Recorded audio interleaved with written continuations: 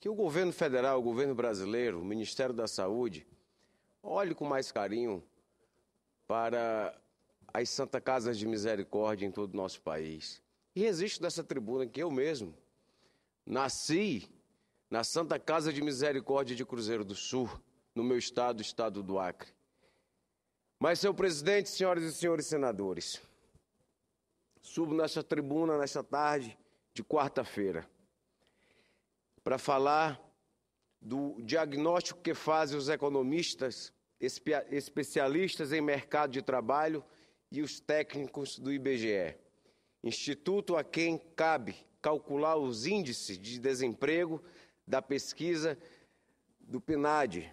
Continua de que a alta do desemprego no Brasil se deve tanto a um maior número de pessoas procurando emprego, quanto a uma menor oferta de postos de trabalho na economia. Evidentemente, esses dois fatores, aumento da procura por trabalho e diminuição da oferta de trabalho, são explicados pela recessão a que a economia brasileira já se encontra submetida. Estimativas do mercado variam entre 2% e 0% de crescimento negativo para este ano de 2015, sendo mais crível o limite mais pessimista. É de lamentar que não seja somente a recessão que explique a alta do desemprego, senhor presidente. A alta inflação também. As estimativas são de 8% de aumento geral dos preços para este ano, ou pouco mais. Com o poder aquisitivo corroído pela inflação alta, que não custa lembrar, é o imposto socialmente mais injusto que existe. As famílias brasileiras se veem compelidas a mandar alguns dos seus membros que vinham sendo dispensados de trabalhar fora de casa a procurar trabalho. O bom senso indica-me que esses membros sejam majoritariamente jovens em idade de formação escolar, idosos já aposentados ou sem renda, donas de casa. Digna de nota, igualmente, é a paralisia de grandes obras em todo o país. Seja motivada pelos maus lençóis em que se meteram grandes construtoras brasileiras, envolvida num escândalo de corrupção ocorrido na Petrobras, seja motivada pela contenção de verbas públicas em razão do ajuste fiscal. O fato é que o índice do desemprego aberto no primeiro trimestre deste ano ficou em 7,9% da população economicamente ativa, senhora presidente. É uma taxa preocupante. Ainda segundo o IBGE, temos hoje quase 8 milhões de brasileiros desempregados. E pelas as razões que apontei, a tendência é de alta. A PNAD continua. Vamos nos lembrar, foi a pesquisa adotada pelo IBGE, com a nova metodologia em substituição à pesquisa mensal do emprego. Uma das grandes vantagens da PNAD continua a produzir estatísticas mais condizentes com as práticas internacionais.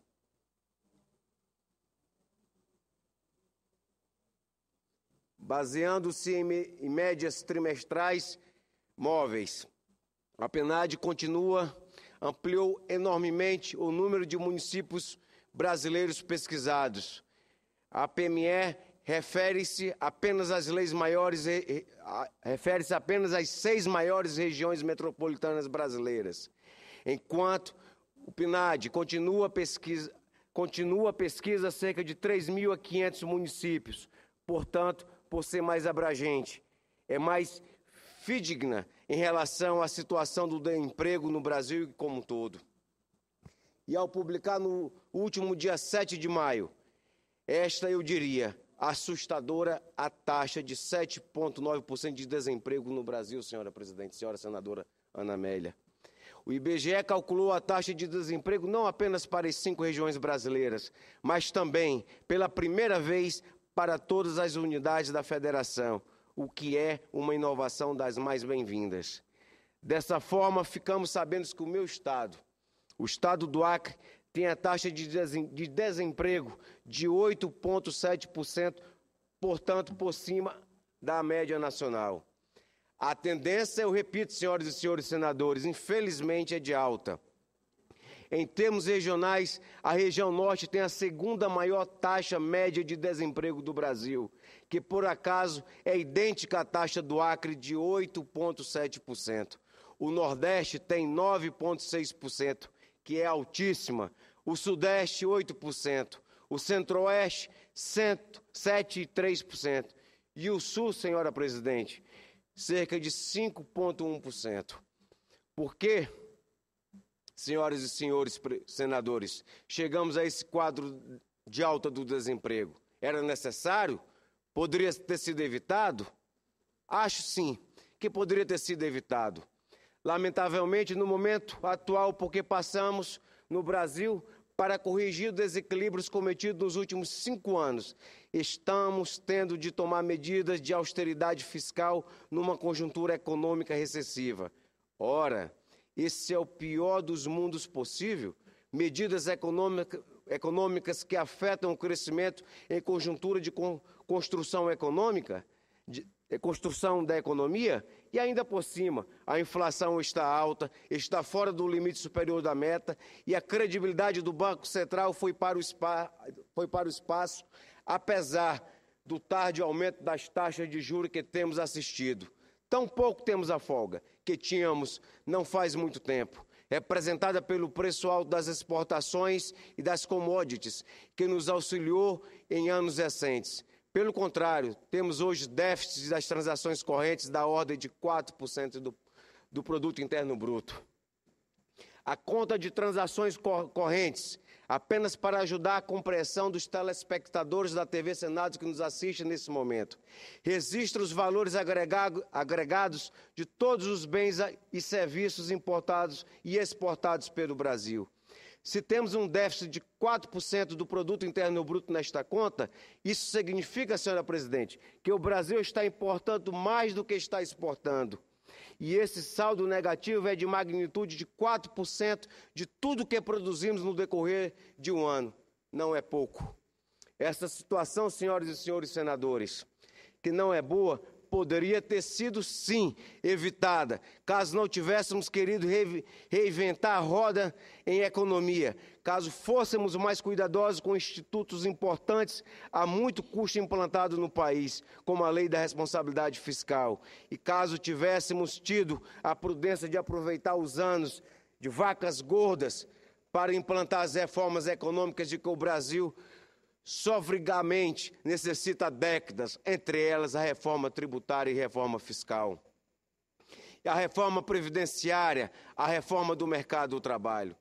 Tudo de modo a criar um ambiente favorável aos negócios, aos investimentos, à produção de riqueza. Mas não o fizemos. E em conjuntura da escassez e a disputa por orçamento reduzido, fica muito mais difícil atingir o consenso mínimo para as tais reformas.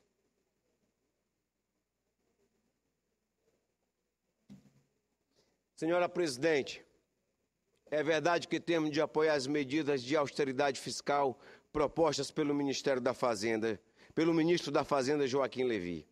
É verdade, porque não temos outra opção. É verdade, porque não podemos cruzar os braços e assistir ao país escorregando ladeira abaixo.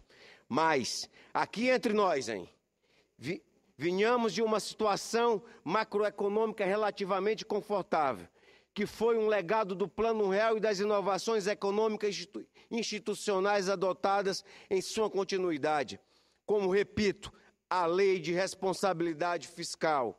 Por isso, depois de muitos anos e depois de uma década inteiramente perdida, a dos anos de 80, conseguimos finalmente obter um valor estável para a nossa moeda.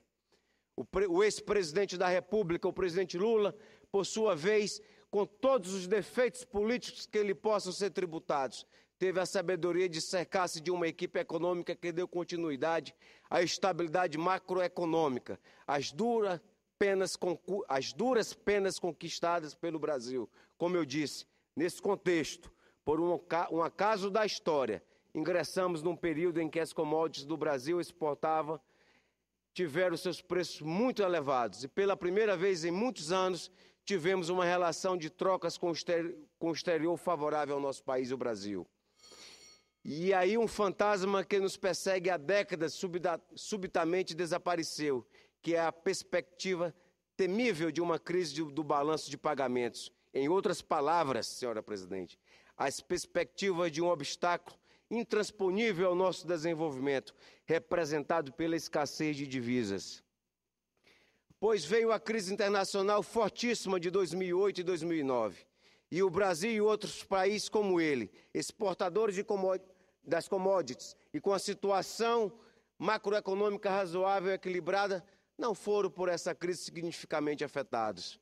E então eu pergunto, precisamos adotar uma política economicamente ingênua, chamada de nova matriz econômica, baseada em pressupostos falsos, segundo os quais basta expandir o crédito disponível ao consumo e algumas grandes empresas, bem como baixar os juros na marra, para que o desenvolvimento econômico e a prosperidade se produzam, como num passe de mágica? Não, senhora presidente, não precisamos disso. Se dependesse apenas de irrigar a economia com dinheiro público abundante para que se produzisse o desenvolvimento, todos os países hoje seriam desenvolvidos. Mas, ao contrário, são as reformas econômicas responsáveis e a criação lenta e suada de um ambiente de negócio saudável é que o investidor tem segurança para investir, é que faz de um país próspero. De forma que eu lamento, para finalizar esse discurso, que os brasileiros e os acreanos estejam começando a passar por crescentes dificuldades e que agora seja a eles a mais difícil obter o emprego e o pão de cada dia. De minha parte, acompanharei uma das propostas econômicas que, surgindo, passarem pelo Senado para serem consideradas por nós senadores. Tudo que possa, sem irresponsabilidade e sem inconsistência, contribuir para o alívio da situação do nosso povo e representar perspectiva de mais rápida recuperação para a economia brasileira, contará com o meu apoio. E faço um apelo a essa casa. Vamos fazer as grandes reformas que este país precisa. O momento é oportuno, da população está cobrando. Espero que no futuro próximo, senhora presidente, não incorramos nos mesmos erros, não acreditamos nas mesmas miragens de práticas fáceis de adotar, mas que não produzem resultado e possamos amadurecer com a nação. Era o que eu tinha a dizer nesta tarde de quarta-feira. Muito obrigado, senhora presidente Ana Amélia.